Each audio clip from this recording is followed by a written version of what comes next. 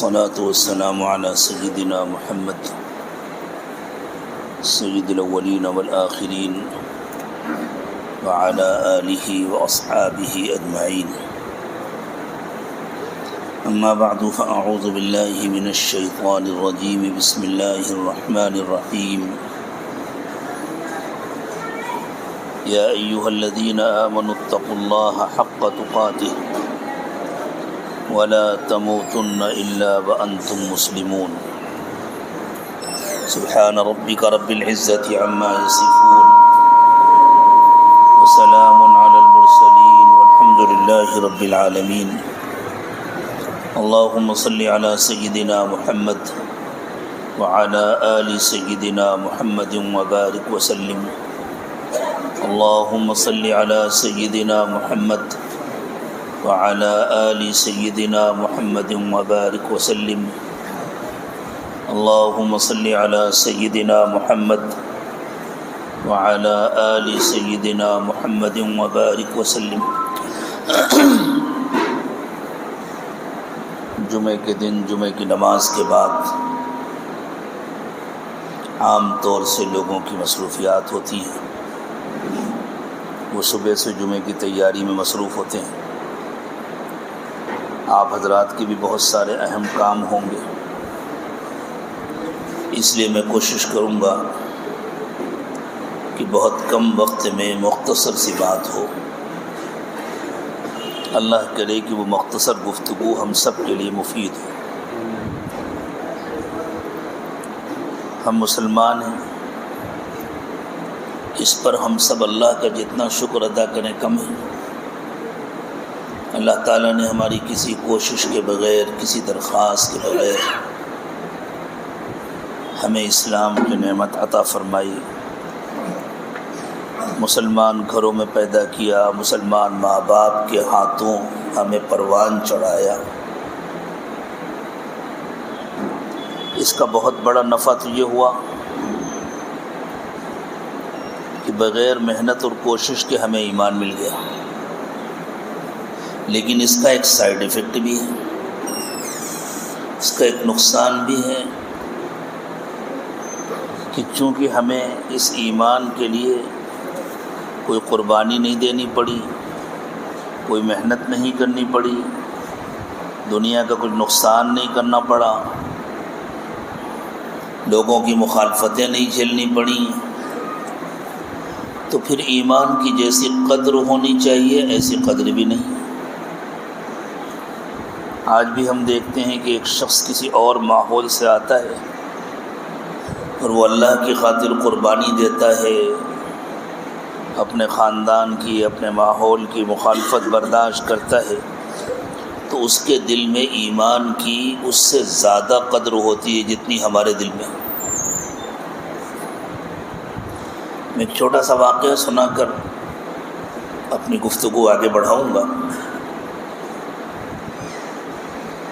ہمارے ایک بزرگ ہوا کرتے تھے، کرنل امیر الدین صاحب، جو اصل تو حیدرآباد کے تھے لیکن امریکہ شفٹ ہو گئے تھے، وہیں رہتے تھے. نظام حیدرآباد کی حکومت میں وہ فوجی کرنل تھے. جب اللہ تعالیٰ نے ان کو دین کے کام سے اور دین کی محنت سے جوڑا تو پھر اللہ نے بہت کام لیا ان سے. پہلے ان کی بہت آزادی کی زندگی تھی. ان کی ماں کرسچن تھی. جب اللہ نے ان کو دین کی محنت سے جوڑ دیا تو اب ہوا یہ کہ کرنل صاحب امریکہ میں ایک مسجد میں اللہ کے سچے دین کی دعوت دیتے تھے، اور ان کا سگا ماموں ایک چرچ میں پادری تھے وہیں امریکہ میں. انہوں نے ایک واقعہ سنایا. ایک بہت اعلیٰ تعلیم یافتہ لڑکی تھی. یہ ہمارے بچپن کا واقعہ، پتہ نہیں اب وہ خاتون ہے بھی یا نہیں. اب نے کرنل صاحب کی زبان سے خود سنا تھا. حیدرآباد میں وہ یونیورسٹی کی طالبہ تھی، کچھ ریسرچ کر رہی تھی، تو انہوں نے اسلام کے بارے میں کرنل صاحب کو فون کر کے پوچھا. انہوں نے جو جوابات دیے، جو گفتگو ہوئی، تو وہ اس سے اتنا متاثر ہوئی کہ اس نے کہا کہ میں آ رہی ہوں آپ کے پاس ملاقات کے لیے، اسلام قبول کرنے کے لیے۔ تو کرنل صاحب نے کہا بھائی تم تو امریکن ہو، تمہارا لباس بھی برائے نام ہوگا، تو میرے پاس آنے کی ضرورت نہیں۔ اس نے کہا نہیں، آپ مطمئن رہیے، میں مکمل ساتری لباس پہن کے آؤں گی، بات میرے سمجھ میں آ گئی، میں 1 گھنٹے میں آ رہی ہوں۔ وہ کہتے ہیں 1 گھنٹے سے کافی زیادہ وقت گزر گیا۔ یہ برطانیہ اور امریکہ والے عموماً اپنی روزمرہ کی زندگی میں جھوٹ نہیں بولتے، وعدہ خلافی نہیں کرتے، وقت کی اتنی پابندی کرتے ہیں کہ ہم تصور نہیں کر سکتے۔ یہ سب ہماری صفات تھی جن کو انہوں نے لے لیا اور اپنی دنیا بنا لی۔ ہم نے اپنی صفات چھوڑ دی تو آخرت بھی بگاڑی، دنیا بھی بگاڑ لی۔ وہ آئی تو کرنل صاحب نے کہا کہ تم نے تو 1 گھنٹے میں آنے کے لیے کہا تھا، بہت دیر میں آئی۔ اس نے کہا مجھے اندازہ نہیں تھا، میں یوں سمجھی تھی کہ میں مارکیٹ میں جاؤں گی اور ساتری لباس خرید لوں گی اور پھر آ جاؤں گی۔ میں مارکیٹ میں گئی تو پریشان ہو گئی، اتنا بڑا مارکیٹ اور جیسا لباس مجھے چاہیے تھا جس سے پورا بدن ڈھکے وہ مل ہی نہیں رہا تھا، اس کی تلاش میں اتنی دیر لگی۔ جس چیز کی ڈیمانڈ ہوتی ہے مارکیٹ میں وہی چیز ملتی ہے۔ میں عام طور سے مسلمانوں سے یہ کہا کرتا ہوں جہاں بھی جانا ہوتا ہے کہ آپ اپنے شہر کے بازار میں بڑی دکانوں میں جائیے جہاں سے آپ اپنے بچوں کے لیے لباس لیتے ہیں، اور بچوں کو ننگے لباس پہنانا بند کیجیے۔ یہ جو بچیوں کو بغیر آستین کی فراق پہنائی جاتی ہے، چھوٹی چھوٹی آستین کی فراق پہنائی جاتی ہے، اور تعویل یہ کی جاتی ہے کہ ابھی یہ بچی ہے، وہ بچی ہے، اس کی ماں تو بچی نہیں ہے، اس کا باپ تو بچہ نہیں ہے، اس کے بڑے تو بچے نہیں ہیں۔ بچپن سے جس ماحول میں بچوں کی پرورش ہوتی ہے، بچوں کا ذہن اسی ماحول کے اثرات کو قبول کرتا ہے۔ حتیٰ کہ اس زمانے کی میڈیکل سائنس کی تحقیق یہ ہے کہ جب بچہ ماں کے پیٹ میں ہوتا ہے اس وقت جو باہر کی گھر کی آوازیں ہوتی ہیں اور جو گھر کی روشنیاں ہوتی ہیں، جب آپ کی میرے پاس آ رہی ہے تو میری آپ کے پاس کیوں نہیں آ رہی؟ قریب آ جائیے۔ آپ تو بغیر لاؤڈ اسپیکر کے بول رہے ہیں نا، آپ کی آواز میرے پاس آ رہی ہے تو پھر میری آواز آپ کے پاس کیوں نہیں جا رہی؟ آپ دور کیوں بیٹھے ہیں؟ قریب ہو جائیے۔ آپ لوگ قریب، تھوڑا سا ٹیک چھوڑ دیجیے، آپ اللہ کے گھر میں بیٹھے ہیں، آگے آ جائیے۔ اپنے گھر میں صوفے میں ٹیک لگا کے بیٹھیے گا، اللہ کے گھر میں ادب۔ ہاں کسی کو مجبوری ہے، کمزوری ہے، بڑھاپا ہے تو کوئی حرج نہیں، آپ حضرات بھی تھوڑا سا آگے آ جائیں۔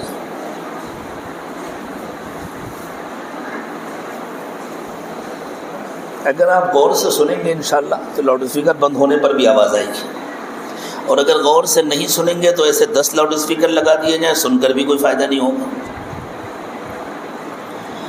تو بچہ جب ماں کے پیٹ میں ہوتا ہے نا، اس وقت بھی وہ باہر کی آوازوں اور باہر کی روشنیوں کے اثرات کو قبول کرتا ہے، اس کا ذہن بنتا ہے۔ اگر بچپن میں بچیوں کو غیر ساتر لباس پہنایا جاتا ہے تو ان کی حس سے حیا ختم ہو جاتی ہے، ان کا ذہن بن جاتا ہے کہ ایسے ہی پہننا چاہیے، پھر بڑے ہونے کے بعد ان کے اندر حیا کی حس باقی نہیں رہتی۔ ہم لوگ کہتے ہیں کہ مارکیٹ میں ملتے نہیں ایسے کپڑے، تو میں طریقہ بتلاتا ہوں، آپ مارکیٹ کی بڑی دکانوں میں جائیے، کپڑے نکلوائیے، اور پھر کہیے کہ نہیں ہم لوگ اپنے بچوں کو بغیر آستین کی فراق نہیں پہناتے، ہمیں پوری آستین کی چاہیے۔ تو کہیں گے صاحب آتے نہیں، کوئی بات نہیں، نہیں آتے تو مت دیجیے، ہمیں تو وہی چاہیے، ہم جاتے ہیں دوسری جگہ دیکھتے ہیں۔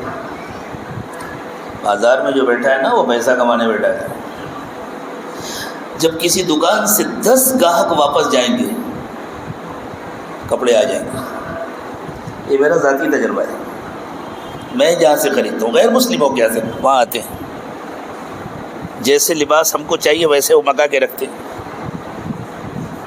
اور کہتے ہیں آپ کے جیسے تھوڑے ہی لوگ ہیں لیکن بہرحال لوگوں کی ڈیمانڈ ہے تو ہم منگاتے ہیں۔ ہم نے مارکیٹ کو بگاڑا ہے، ہم نے اپنے ماحول کو خراب، اور اگر اس کے باوجود نہیں ملتا، کیا ضروری ہے کہ بازار کا خریدا جائے؟ آپ سلوائیے، سادے سادے کپڑے پہنوائیے. اگر آخرت کی فکر ہے، اگر بچوں کو دیندار بنانا ہے، اگر بچوں کا ایمان باقی رکھنا ہے تو فکر کرنی پڑے گی. ورنہ پھر جیسے کوڑا کرکٹ صاف کیا جاتا ہے، اللہ تعالیٰ ہمیں بھی صاف کر دیں گے. پھر رونے دھونے سے کچھ نہیں ہوگا. کچھ نہیں ہو رہا، آج بھی ہمارے رونے دھونے سے کچھ نہیں ہو رہا ہے، بھی نہیں ہوگا. اس لڑکی کو فون پر بات سمجھ میں آ گئی تو اس نے جا کے سادر لباس پہنا. خیر، کرنل صاحب نے بتلایا کہ وہ کچھ مردوں اور کچھ عورتوں کو چند دن کے لیے اپنے ساتھ تربیت کے واسطے ایک ترتیب کے ساتھ برطانیہ لے کر جا رہے تھے. امریکہ کے ایئرپورٹ پر امیگریشن آفیسر نے اس سے کہا، عائشہ نام رکھا گیا تھا اس کا، کہ اپنا چہرہ کھولو. اس نے کہا نہیں، میں چہرہ تم کو نہیں دکھا سکتی، کسی خاتون آفیسر کو بلاؤ. تو خیر وہاں کے قانون میں اس کی گنجائش ہے. اسے غصہ تو بہت آیا، لیکن ایک خاتون آفیسر کو بلایا. وہ آئی، اس نے کہا کہ اچھا مجھے چہرہ کھول کے دیکھو. کہ یہاں نہیں کھولوں گی، یہاں تو سب نامحرم مرتے ہیں، کمرے کے اندر چلو. تو وہ خاتون آفیسر سمجھی کہ خیر غالباً یہ کوئی غیر ملکی عورت ہوگی، افریقن ہوگی یا کسی اور ایشیا کے ملک کی ہوگی جس کے اندر اتنی شدت پسند. وہ لوگ اس کو، ہم نے اصل میں ایمان کے تقاضوں کو چھوڑ دیا نا، اس لیے اس کو شدت پسندی سمجھا جاتا ہے. ہاں، یہ بھی ہمارا کیا ہوا ہے. ہم نے عمل کیا ہوتا تو کچھ بھی نہ ہوتا. آج ہمارے مسلمان نوجوان کہتے ہیں اب ہم فلاں آفس میں کام کرتے ہیں، وہاں داڑھی رکھ کر جانے کی اجازت نہیں. اسی آفس میں کوئی سکھ کام کرتا ہے، اس پر کوئی پابندی نہیں. کیوں؟ انہوں نے نہیں چھوڑا، ہم نے چھوڑا ہے. تو وہ جو پابندی ہے وہ ہمارے کیے کی سزا ہے. ان پر کوئی پابندی نہیں، نہ پولیس میں، نہ فوج میں، نہ کسی آفس میں، نہ کسی مارکیٹ میں. وہ کسی کمپنی کے ایجنٹ بن کر کے سب جگہ جاتے ہیں، وہ اپنے لباس میں، اپنی شکل صورت میں رہتے ہیں، ان پر پابندی نہیں. اگرچہ ان کے عقائد درست نہیں ہیں، لیکن انہوں نے اپنے طریقے کو نہیں چھوڑا تو دنیا ان کے آگے جھکتی ہے. ہم نے چھوڑا ہے اس لیے دنیا ہمیں جھکاتی ہے. تو قصور دنیا کا نہیں، ہمارا ہے. تو عائشہ نے کہا کہ میں یہاں تو نہیں دکھاؤں گا چہرہ، یہاں تو نامحرم مرد ہے، اندر چلو کمرے میں. اب جا کے جو اس نے کھولا تو وہ تو امریکن تھی، گوری عورت تھی. تو اس عورت کو بڑا غصہ آیا، اور وہاں باہر ہال میں بہت ساری پاکستانی عورتیں جو سفر کر رہی تھیں وہ بے پردہ بیٹھی ہوئی تھی. تو اس آفیسر عورت نے غصہ ہو کر کے کہا تم ہی ایک مسلمان ہو؟ وہ مسلمان نہیں ہے جو باہر بیٹھی ہیں، وہ تو مسلمان ملک کی عورتیں ہیں. تو اس نے کہا میں نے ان کا کلمہ نہیں پڑھا، میں نے حضرت محمد صلی اللہ علیہ وسلم کا کلمہ پڑھا ہے، اور حضرت محمد صلی اللہ علیہ وسلم نے مجھے پردے کا حکم دیا. ہم سوچیں ہم نے کس کا کلمہ پڑھا؟ کیا ہم نے حضرت محمد صلی اللہ علیہ وسلم کا کلمہ نہیں پڑھا؟ تو حضرت محمد صلی اللہ علیہ وسلم نے ہمیں ایسے رہنا سکھایا جیسے ہم رہتے ہیں. ہمیں اپنے بچوں کو اس طرح پالنا سکھایا جیسے ہم پالتے ہیں. ہمیں زندگی گزارنا ایسے سکھایا جیسے ہم گزارتے ہیں. یہ کاہے کا سائیڈ ایفیکٹ ہے؟ مفت میں ایمان ملا ہے اس کا، بغیر محنت کے ملا ہے اس کا. لیکن بہرحال ملا ہے، یہ اللہ کی بہت بڑی نعمت ہے. ملا ہے یہ اللہ کا بہت بڑا احسان ہے. اب جو اس کا دوسرا منفی اثر ہے اس کو ہم ختم کریں. کم از کم اب حالات کو دیکھ کر کے، ہم نے دنیا کے حالات دیکھ لیے. اس وقت دنیا میں جو سب سے زیادہ مظلوم لوگ ہیں ان کا نام لینے کی ضرورت تو نہیں ہے. جن کے گھر برباد کیے جا رہے ہیں، جن کی نسلیں ختم کی جا رہی ہیں، جن کی بے قصور عورتوں کو اور بچوں کو اور بوڑھوں کو، حتیٰ کہ اسپتالوں میں مریضوں کو بمباری کر کے ختم کیا جا رہا ہے، دیکھ لیا. اور وہ کہاں رہتے ہیں؟ وہ جہاں رہتے ہیں اس کے چاروں طرف کروڑوں مسلمان رہتے ہیں، لیکن کوئی ان کی مدد کو نہیں آ رہا. بس ان کو صرف اللہ پر بھروسہ ہے. تو کیا یہ ہماری آنکھیں کھولنے کے لیے کافی نہیں ہے کہ کل کو اگر ہمارے اوپر کوئی وقت نہیں آیا تو کوئی نہیں آئے گا؟ سوائے اللہ کے ہمارا کوئی مددگار نہیں ہے، اور اللہ سے ہم نے رشتہ توڑا ہوا ہے، تو کم از کم اللہ سے تو ہم اپنا رشتہ مضبوط کر لیں۔ ان مظلوموں نے، ان کمزوروں نے اللہ سے اپنا رشتہ مضبوط کیا ہوا ہے، ہم کم از کم اللہ سے تو اپنا رشتہ مضبوط کر لیں تاکہ اللہ تعالیٰ ہماری مدد فرمائیں۔ ہماری آنکھیں کھولنے کے لیے یہ بات کافی ہے کہ اوروں کے سہارے پر ہم جینا چھوڑ دیں کہ فلاں ہمیں بچا لیں گے، فلاں ہمیں بچا لیں گے۔ کوئی نہیں بچائے، دوسرے محلے والے بھی ہمیں بچانے نہیں آئیں گے، دوسرے شہر والے بھی ہمیں بچانے نہیں آئیں گے، سوائے اللہ کے ہماری حفاظت کرنے والا کوئی نہیں ہے، اور ہم خطرات کے درمیان گھرے ہوئے ہیں، بس اللہ ہی حفاظت فرمائے۔ اور اللہ کی حفاظت اس وقت تک نہیں آتی جب تک بندے کا اللہ کے ساتھ تعلق درست نہ ہو، جب تک زندگی میں تقویٰ نہ ہو، جب تک زندگی میں اللہ کا ڈر نہ ہو، اور جب تک زندگی گناہوں کی گندگی سے پاک نہ ہو۔ گناہوں کی بھی گندگی ہوتی ہے، ہمیں اپنے کپڑوں پر تو کوئی گندگی برداشت نہیں ہوتی، ہمیں اپنے بدن میں تو کوئی گندگی برداشت نہیں ہوتی، باہر سے نہ بھی لگی ہو گندگی تو پسینہ برداشت نہیں ہوتا، تھوڑا سا میل برداشت نہیں ہوتا، روزانہ غسل کرتے ہیں، ایک دن غسل کا ناغہ ہو جائے تو ہماری حالت عجیب ہونے لگتی ہے، ہم سے برداشت نہیں ہوتا، ہم جسم میں گندگی نہیں برداشت کرتے، ہم کپڑوں میں گندگی نہیں برداشت کرتے، اور ہم روح میں گندگی اٹھا کر پھرنے کے عادی ہو گئے۔ انسان جس چیز کا عادی ہو جاتا ہے وہی چیز اسے اچھی لگتی ہے۔ اے بیچارے، پہلے زمانے میں جب فلیش باتھ روم نہیں ہوتے تھے اور گھروں میں کچھ مرد کچھ عورتیں آتے تھے اور گندگی اٹھاتے تھے، صفائی کرتے تھے، وہ بھی تو ہمارے جیسے انسان ہی ہوتے ہیں، وہ بھی تو ہمارے بہن بھائی ہیں، وہ بھی تو حضرت آدم اور حضرت حوا کی اولاد ہیں، انسان ہی ہیں، وہ بیچارے وہ کام کرتے تھے۔ اس برادری کا ایک آدمی تھا جو کہیں بے ہوش ہو گیا، لوگ اس کو کچھ خوشبو سنگا رہے تھے کہ خوشبو سونگ کر کے اٹھ جائے گا، اس کو ہوش آئے گا۔ کوئی ایک شخص آ گیا جو اسے پہچانتا تھا، اس نے دیکھا اس کو خوشبو سے ہوش نہیں آئے گا، کہیں سے گندگی اٹھا کے لاؤ، گندگی اٹھا کے لائے اور اس کو سنگھایا تو اس کو ہوش آ گیا، تو وہ بیچارہ اسی کا عادی تھا،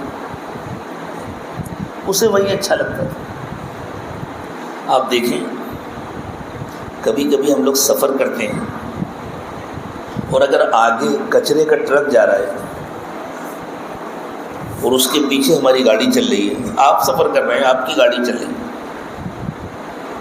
گاڑی بند ہے، پیک ہے، اے سی چل رہا ہے، اس کے باوجود اس کی بدبو برداشت نہیں ہوتی، آدمی دو میں سے ایک کام کرتا ہے، یا تو چانس مل جائے تو اوورٹیک کر لے، ورنہ اتنا سلو ہو جاتا ہے کہ وہ کافی آگے بڑھ جائے اور دونوں کے درمیان فاصلہ بڑھ جائے۔ اور اس کچرے کی گاڑی پر کچھ لوگ آرام سے لیٹ کر سو رہے ہوتے ہیں، اس کو اٹھانے والے، اس کا ڈرائیور، اس کا کلینر آرام سے بیٹھے ہوتے ہیں، کیوں؟ وہ اس کے عادی ہو گئے۔ ہم گناہ کر کر کے روح کی گندگی کے اتنے عادی ہو گئے ہیں کہ ہمیں گناہوں سے تکلیف نہیں ہوتی۔ اگر ہم گناہوں سے اپنے کو بچانے لگیں اور کامل تقوی کی زندگی گزارنے لگیں تو ہمیں گناہ کے ماحول سے ایسی الجھن ہوگی جیسے کوئی آدمی کسی ایسی گلی میں چلا جائے جہاں گندگی پڑی ہو، جہاں کوڑا کرکٹ سڑ رہا ہو اور بدبو آ رہی ہو تو اسے الجھن ہوتی ہے کتنی جلدی میں یہاں سے نکل جاؤں، اور اسی کچرے کو اٹھانے والے انہیں کوئی فرق نہیں پڑتا۔ تو جس طرح ہمیں اپنے بدن میں گندگی برداشت نہیں ہوتی، اپنے کپڑوں میں گندگی برداشت نہیں ہوتی، اللہ ہم کو ایسا تقوی عطا فرما دے کہ ہم کو اپنی روح میں بھی گندگی برداشت نہیں ہو۔ آنکھوں سے نامحرم کو دیکھنا اس گناہ کی بھی ایک گندگی ہے، کانوں سے اللہ کے نافرمانی والی آوازوں کو سننا اس گناہ کی بھی ایک گندگی ہے، دماغ میں برے خیالات لانا اس کی بھی اپنی ایک گندگی ہے، تنہائیوں میں موبائل اور لیپ ٹاپ پر بیٹھ کر کے گندے مناظر دیکھنا اور سوچنا اس کی اپنی ایک گندگی ہے، جس سے روح بالکل بیمار ہو جاتی ہے، جس سے روح بالکل کمزور ہو جاتی ہے، اور پھر شیطان کا تسلط ہو جاتا ہے انسان، دل اللہ سے غافل ہو جاتا ہے اور اللہ تعالیٰ کے ساتھ جو کنیکشن ہے وہ ختم ہو جاتا ہے۔ جب شیطان کا تسلط ہوتا ہے، جیسے کوئی شخص جب اپنے دشمن کو مغلوب کرتا ہے تو سب سے پہلے اس کا اسلحہ چھینتا ہے، اس کے بعد جو بھی ہتھیار ہے، کسی چور کے پاس، کسی بدماش کے پاس اگر چاقو ہے یا پستول ہے یا بندوق ہے اور آپ نے اس پر غلبہ حاصل کر لیا، آپ نے اس کو پکڑ لیا، تو آپ پہلا کام کیا کریں گے؟ اس کے پاس جو اسلحہ ہے وہ چھینیں گے نا، اس کو بے بس کرنے کے لیے۔ ایک ایمان والے کے پاس شیطان سے مقابلے کے لیے جو اسلحہ ہے وہ اس کے دل میں اللہ کی یاد ہے، اللہ کے ساتھ اس کے دل کا تعلق ہے۔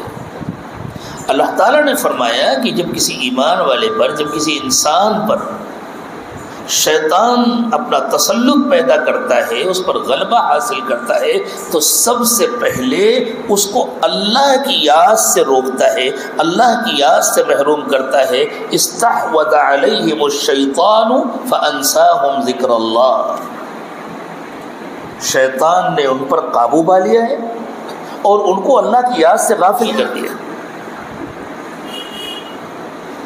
جب اللہ کی یاد دل سے نکل جاتی ہے تبھی ایسا ہوتا ہے کہ مسجد سے نماز پڑھ کر کے گئے اور باہر نکلے اور نگاہیں قابو میں نہیں، زبان قابو میں نہیں، کسی کی غیبت ہو رہی ہے، کسی پر تبصرے ہو رہے ہیں، دکان میں گئے تو سچ اور جھوٹ میں تمیز نہیں ہے، وعدہ کیا تو وعدہ پورا نہیں کر رہے، دھوکے بازی کر رہے ہیں، جھوٹ بول رہے ہیں، یہ سب کچھ ہوتا ہے۔ آپ کے اپنے شہر کا واقعہ ہے، یہاں ایک بزرگ تھے جن کی جوتے چپل کی دکان بھی ہوا کرتی تھی، ساتھ میں ان کی دینی خدمات بھی تھی۔ تو اس زمانے میں آگرہ سے کوئی شو آتا تھا جس کے اندر سول میں دفتی ہوتی تھی، بولٹ جس کو کہتے ہیں، یعنی پورا سول چمڑے کا نہیں ہوتا تھا، اوپر نیچے چمڑے کی پرت ہوتی تھی، بیچ میں بولٹ ہوتا تھا، یا پٹا، پتہ نہیں یہاں کی زبان میں کیا کہتے ہیں، دفتی کہتے ہیں اسے۔ ایک غیر مسلم دکاندار آیا، اس نے وہ جوتا پسند کیا، پہنا، دیکھا، اسے اچھا لگا، قیمت پوچھی، قیمت بھی مناسب لگی، اس نے پیک کرایا۔ اس زمانے میں پیک کرنے کا جو طریقہ ہوتا تھا، پلاسٹک کی تھیلیاں تو چلی نہیں تھی، ڈبے کے اندر رکھ کر کے اوپر سے رسی سے باندھ کے دے دیا جاتا تھا، وہ لٹکا کے لے جاتے تھے۔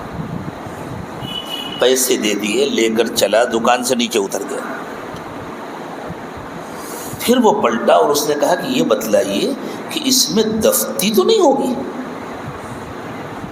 تو ان بزرگوں نے کہا بھائی اس جوتے میں تو دفتی ہوتی ہے اندر، اس کمپنی کا جوتا آپ کہیں سے بھی لیں گے اس کے اندر تو دفتی ہوگی۔ تو اس نے کہا نہیں مجھے دفتی والا نہیں چاہیے، مجھے پیور لیدر سول کا جوتا چاہیے۔ کبھی اس کمپنی کا تو پیور لیدر سول کا آتا ہی نہیں ہے، آگرے سے آتا تھا وہ۔ تو اس نے کہا نہیں پھر مجھے نہیں، ٹھیک ہے نہیں چاہیے تو مت لو، لیکن میں تم کو جھوٹ بول کے تو نہیں دوں گا۔ انہوں نے واپس لے لیا، اس کو پیسے واپس دے دیے، وہ چلا گیا۔ آپ کے پورے پریپور شہر کے چوک میں وہ گھوما، اس زمانے میں زیادہ تر چوک میں ہی دکانیں تھیں اور دوسری طرف نہیں تھیں، اور کافی دیر گھوم پھر کر کے آیا اور اس نے آ کر کے کہا کہ مولوی صاحب وہ جوتا دے دیجیے. تو کہا بھائی کیا ہوا؟ تم تو کہہ رہے تھے دفتی والا نہیں چاہیے. کہا اصل میں جوتا تو مجھے وہی پسند ہے، اور میں سمجھا کہ شاید کہیں اسی قسم کا جوتا مل جائے بغیر دفتی والا. میں سارے دکانوں میں گیا اور سب نے کہا کہ دفتی نہیں ہے، اور آپ بتلا چکے تھے کہ اس میں تو دفتی ہوتی ہے. ایک نے تو کہا کہ یہ چھری لو اور کاٹو، اور اگر دفتی نکل آئی تو پیشاب سے مونچھ مڈا دوں گا. مسلمان نے اتنے دعوے کے ساتھ جھوٹ بولتے ہیں بازار میں بیٹھ کر کے اور مسجد میں آ کر کے جمعے کی نماز میں اللہ سے دعا کرتے. کیوں؟ شیطان کا غلبہ ہے. تو کہا پھر؟ کہا جوتا تو مجھے یہی پسند ہے، تو میں نے سوچا جب یہی جوتا لینا ہے تو جھوٹوں سے کیوں لوں، سچے سے کیوں نہ لوں؟ جھوٹوں سے کیوں لوں؟ ہمیں شکایت ہوتی ہے نا ہمارا مارکیٹ خراب ہو گیا ہے، ہمارا ویپار خراب ہو گیا. ہم نے خود خراب کیا نا. فیصلے تو اللہ کی طرف سے ہوتے ہیں. آج ہم مشہور ہو گئے ہیں، مسلمان ہیں تو پھر تو جھوٹ ضرور بولے گا. مسلمان ہے تو اس کے وعدے کا کوئی بھروسہ نہیں ہے، دھوکہ ضرور دے گا. عام طور سے مشہور ہو گئے. ایک کا دکا بیچارہ کوئی سچا بھی ہے تو لوگ سمجھتے ہیں کیا پتہ یہ خالی بیوقوف بنانے کے لیے سچ بولنا ہو، جب موقع ملے گا تو یہ جھوٹ بولے گا. اور ایک وقت تھا دہلی میں جامع مسجد کے علاقے میں ایک ڈاکیا آیا، غیر مسلم ڈاکیا، اور اس کو اپنی سائیکل کھڑی کر کے کسی بلڈنگ میں اوپر جانا تھا ڈاک پہنچانے کے لیے. 2-3 منزلہ مکانات جیسے ہوتے تھے پرانے دہلی کے جو پرانے مکانات ہیں. جب وہ ڈاک پہنچا کر واپس آیا تو کسی نے کہا بھائی اس طرح سائیکل چھوڑ کے چلے جاتے ہو، کم سے کم تالا تو لگا دیا کرو. حالانکہ سائیکل میں تالا لگا کے بھی کون سی حفاظت ہوتی ہے، لوگ تو پچھلا پہیہ اٹھا کے لے کے چل دیتے تھے. لیکن بہرحال شریف چوروں سے حفاظت ہو جاتی تھی. چوروں میں بھی 2 قسم کے ہوتے ہیں، بعض شریف بھی ہوتے ہیں، تو شریف چوروں سے حفاظت ہو جاتی تھی.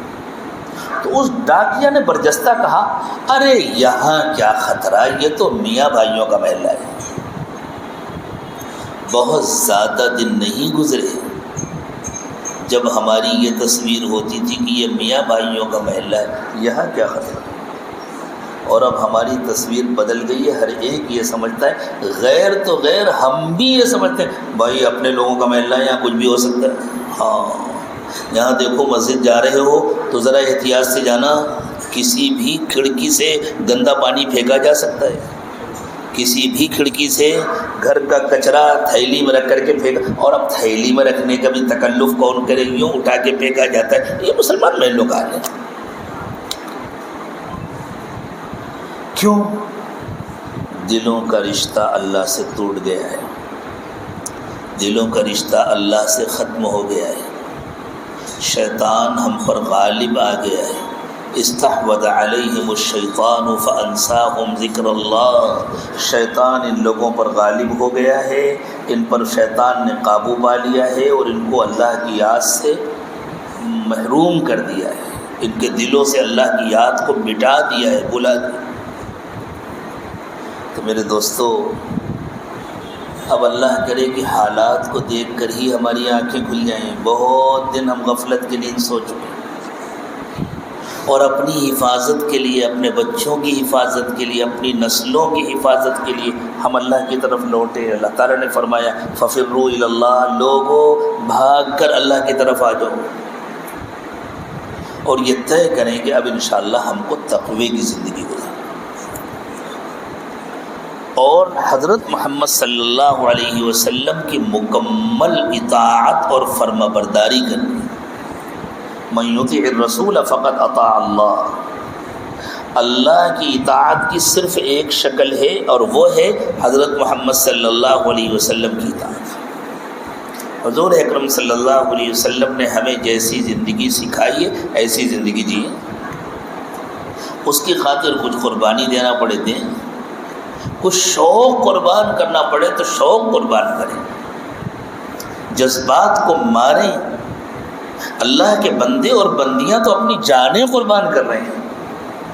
لیکن اللہ کو نہیں چھوڑ رہے، اللہ کے دین کو نہیں چھوڑ رہے، اللہ کے نام کو نہیں چھوڑ رہے، وہ خوشی خوشی اپنی جانیں قربان کر رہے ہیں، تو کیا ہم اللہ کی خاطر اور اللہ کے رسول کی خاطر اپنے شوق نہیں قربان کر سکتے، اپنے جذبات نہیں قربان کر سکتے؟ اور اگر ہم کچھ دن قربانی دیں گے تو اللہ تعالیٰ ہمارے شوق بدل دیں گے، حضور کی سنتیں ہمارا شوق بن جائیں گی اور اس کے لیے سہولتیں پیدا ہو جائیں گی۔ کیونکہ آپ کا یہ خادم اکثر سفر میں رہتا ہے اور بائی روڈ بھی لمبے لمبے سفر کرنے کا اتفاق ہوتا ہے۔ ہم نے مختلف علاقوں میں دیکھا بڑے بڑے شاندار غیر مسلموں کے ہوٹل، اور ان میں باقاعدہ نماز کے لیے کمرہ بنا ہوا ہے، وضو خانہ بنا ہوا ہے، مصلی بچھا ہوا ہے، مصلی آتے ہیں اور نماز پڑھتے ہیں۔ کیوں؟ تھوڑی سی دین کی محنت کے نتیجے میں چند فیصد مسلمانوں نے جب نماز کا اہتمام شروع کیا اور سفر میں اس کا اہتمام کیا، بھائی جہاں نماز پڑھنے کا موقع ملے گا وہیں رک کر کے ناشتہ بھی کریں گے، چائے پانی بھی کریں گے، سفر کر رہے ہیں، بار بار تھوڑی وقت کہ ایک جگہ ہم نماز کے لیے رکیں اور ایک جگہ چائے پینے کے لیے رکیں تو سفر میں نقصان ہوگا۔ تو غیر مسلم دکانداروں نے، ہوٹل والوں نے جب دیکھا کہ بھائی یہ جو دیندار مسلمان ہیں یہ وہیں رکتے ہیں جہاں نماز کا اہتمام ہوتا ہے، ان کو پیسے کمانے انہوں نے نماز کا انتظام کیا۔ ہم نے دین کو چھوڑا تو دین کو اللہ نے ہمارے لیے مشکل بنا دیا۔ ہم تھوڑی سی قربانی دیں گے اور دین پر عمل کریں گے، اللہ ہمارے لیے دین کو آسان بنا دیں گے۔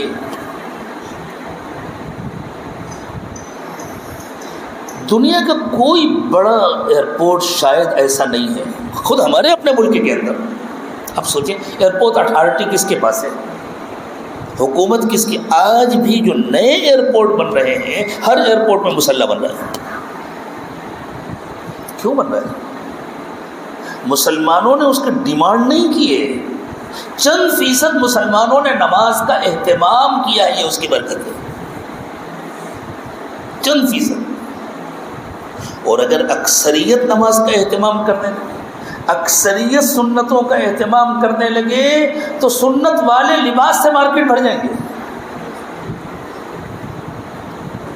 ہمارا شوق بدل جائے گا اور اللہ تعالیٰ ہمارے لیے دینی زندگی آسان کر دیں گے، دنیا بھی بنے گی اور آخرت بھی بنے گی۔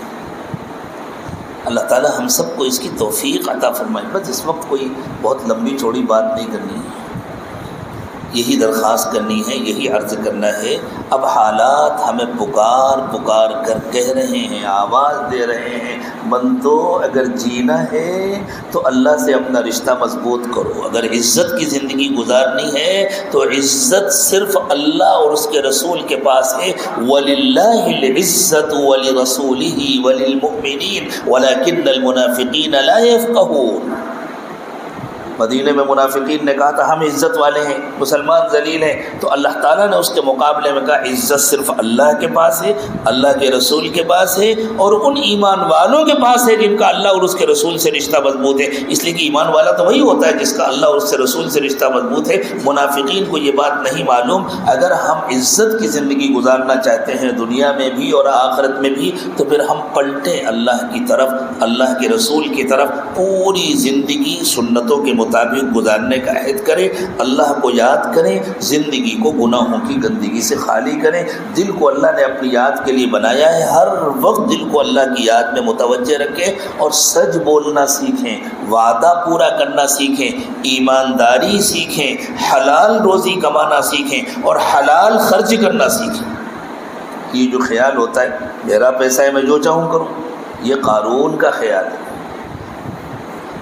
یہ کفر کا خیال ہے، یہ ایمان کا خیال نہیں ہے۔ میرا پیسہ کیا چیز ہے، میں خود اپنا نہیں ہوں، میری جان اپنی نہیں ہے، میرا مال اپنا نہیں ہے، میرا وقت اپنا نہیں ہے، میری صلاحیتیں اپنی نہیں ہیں، میرے پاس یہ سب اللہ کی امانت ہے، یہ سب اللہ کی نعمت ہے، اللہ کا ہے، ہماری جان بھی اللہ کی ہے، ہمارا مال بھی اللہ کا ہے۔ قربانی کے وقت میں ہم جو دعا پڑھتے ہیں ان صلاتی و نسکی و محیای و مماتی للہ رب العالمین، اس میں ہم اس کا اعتراف کرتے ہیں ہیں. ہماری نماز، ہماری قربانی، ہماری زندگی، ہماری موت، سب کے مالک اللہ ہے. تو ہمارے مال کے بھی مالک اللہ ہیں. ہمیں اللہ کو ناراض کر کے ایک پیسہ جس طرح کمانے کی اجازت نہیں ہے، اللہ کو ناراض کر کے ایک پیسہ بھی خرچ کرنے کی اجازت نہیں ہے. جس طرح غلط کمانے پر گناہ ہوتا ہے، اللہ کی جہاں مرضی نہیں ہے وہاں حلال کمایا ہوا پیسہ خرچ کرنے میں بھی گناہ ہوتا ہے.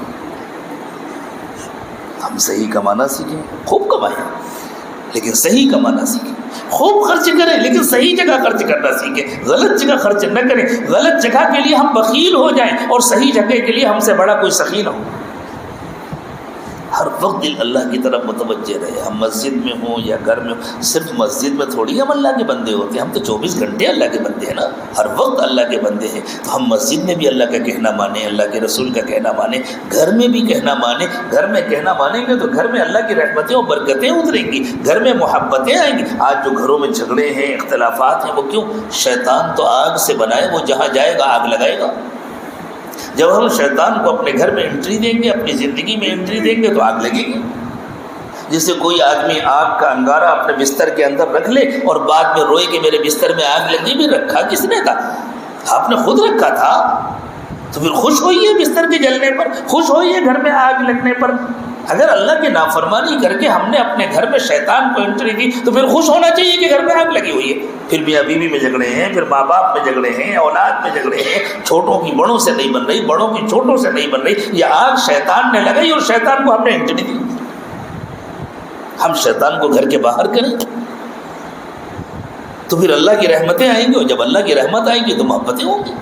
اللہ کی رحمت آئے گی تو برکتیں ہوں گی. اللہ کی رحمت آئے گی تو پیار کی زندگی ہوگی. اللہ کی رحمت آئے گی تو ادب اور احترام کی زندگی ہوگی. ہم نے اپنے دکانوں میں، اپنے کارخانوں میں، اپنے کاروبار کی جگہوں میں، اپنی ملازمتوں میں شیطان کو انٹری دی تو ڈھیر پیسہ کمانے کے باوجود برکت نہیں ہوتی. پریشان رہتے ہیں، دل خوش نہیں ہے، مطمئن نہیں ہے. اور ہمارے بڑے اور بزرگ کم کماتے تھے اور ہم سے اچھی زندگی گزارتے تھے، اس لیے کہ ان کی آمدنی میں برکت ہوتی تھی. آج بھی جو نیکی اور تقوی کی زندگی گزارتے ہیں، کم کمانے کے باوجود وہ ہم سے کہیں اچھی زندگی گزارتے ہیں، اس لیے کہ ان کی کمائی میں برکت ہوتی ہے. ہم بھی اگر اللہ کا کہنا مانیں گے تو ہماری انہی دکانوں میں، ہمارے اسی کاروبار میں، ہمارے انہی کارخانوں میں، ہماری انہی ملازمتوں میں جن میں ہم مصروف ہیں، انشاءاللہ برکت آ جائے گی. اللہ تعالیٰ نے ارشاد فرمایا یا ایھا الذین آمنوا اتقوا اللہ حق تقاتہ، ایمان والو اللہ سے ڈرو جیسے اللہ سے ڈرنا چاہیے، ایسے متقی بنو جیسے متقی بننا چاہیے. ولا تموتن الا وانتم مسلمون، ایسی زندگی گزارو، ایسی اطاعت اور فرمانبرداری کی زندگی گزارو کہ جب تمہاری دنیا سے واپسی ہو تو ایک کامل فرمانبردار کی واپسی. جب تمہاری موت آئے تو ایک کامل فرما بردار کو موت آئے. اللہ یہ نعمت مجھے بھی عطا فرمائے، آپ کو بھی عطا فرمائے. وآخر دعوانا ان الحمدللہ رب العالمین. دل سے اللہ کی طرف متوجہ ہو جائیں اور دعا کر لیں. سبحان ربی العلی الاعلی الوہاب. اللہم صلی علی سیدنا محمد وعلی آل سیدنا محمد وبارک وسلم. ربنا ظلمنا انفسنا وان لم تغفر لنا وترحمنا لنکونن من الخاسرین. پروردگار عالم، ہم آپ کے عاجز اور کمزور بندے ہیں، ہمارے حال پر رحم فرما دیجئے. اللہ اب تک کی زندگی میں ہم نے بہت گناہ کیے ہیں. اللہ اقراری مجرم ہیں، آپ کے دربار میں حاضر ہیں. اللہ ہمارے تمام گناہوں کو معاف فرما دیجئے. بچی ہوئی زندگی کو پچھلی زندگی کا کفارہ بنا دیجئے. اللہ ہمارے ظاہر کو 100% رسول پاک صلی اللہ علیہ وسلم کی سنتوں سے سجا دیجئے اور ہمارے باطن کو اپنی یاد سے آباد فرما دیجئے. اللہ دشمنوں سے حفاظت فرمائیے، نفس اور شیطان کے فتنوں سے حفاظت فرمائیے. اللہ پوری دنیا میں ہمارے مظلوم ایمان والے بھائیوں کی حفاظت فرمائیے. اللہ مسجد اقصیٰ کی حفاظت فرمائیے، اس کے حفاظت کرنے والوں کی حفاظت فرمائیے. اللہ ظالموں کو ظلم سے روک دیجئے. اللہ ان سے ظلم کی طاقت چھین لیجئے. اللہ ان سے ظلم کی طاقت چھین لیجئے. اللہ جن کے دلوں میں خیر ہے ان کو ہدایت دے دیجئے، اور اللہ آپ کے علم کے مطابق جن کے دلوں میں خیر نہیں ہے اللہ ان کو سخت سزا دے کر کے دنیا بھر کے لیے ان کو عبرت کا نمونہ بنا دیجئے. اللہ مظلوموں اور کمزوروں کی مدد فرمائیے. اللہ ہم بھی مظلوم اور کمزور ہیں، ہماری بھی مدد فرمائیے. اللہ نفس و شیطان کے مارے ہوئے ہیں، دشمنوں کے ستائے ہوئے ہیں، اللہ خیر کا معاملہ فرما دیجئے. حلال و پاکیزہ پاکیزہ روزی عطا فرمائیے، حرام اور مشتبہ سے حفاظت فرمائیے، ہر قسم کی بیماریوں اور پریشانیوں سے حفاظت فرمائیے۔ اللہ اپنی کامل اصلاح فرما دیجیے، قیامت تک آنے والی ہماری نسلوں کی دین و ایمان پر استقامت کے فیصلے فرما دیجیے، کسی کو جہنمی نہ بنائیے، کسی کو ایمان سے محروم نہ فرمائیے۔ اللہ اچھی زندگی، اچھی موت، اچھا انجام نصیب فرمائیے، بری زندگی، بری موت، برے انجام سے حفاظت فرمائیے۔ اللہ عمر میں، صحت میں برکت عطا فرمائیے، ایمان اور اعمال میں برکت عطا فرمائیے۔ اللہ آخری سانس تک ہماری تمام طاقتیں اور قوتیں سلامت رکھیے، اور جب موت کا وقت آئے اللہ تو ہمیں کامل ایمان کی موت نصیب فرمائیے۔ اللہ ہماری قبروں کو جنت کی کیاری بنا دیجیے۔ قیامت کے دن رسول پاک صلی اللہ علیہ وسلم کی سفارش سے ہمیں جنت الفردوس کا اولین داخلہ نصیب فرمائیے۔ پروردگار عالم، اٹھنے سے پہلے ہم سب کی مغفرت فرما دیجیے، ہمارے دلوں پر ایک محبت کی نظر ڈال دیجیے، ہمارے دلوں کو اپنی نسبت کے نور سے منور فرما دیجیے۔ ربنا تقبل منا انک انت السمیع العلیم وتب علینا انک انت التواب الرحیم۔ سبحان ربک رب العزة عما یصفون وسلام علی المرسلین والحمد للہ رب العالمین۔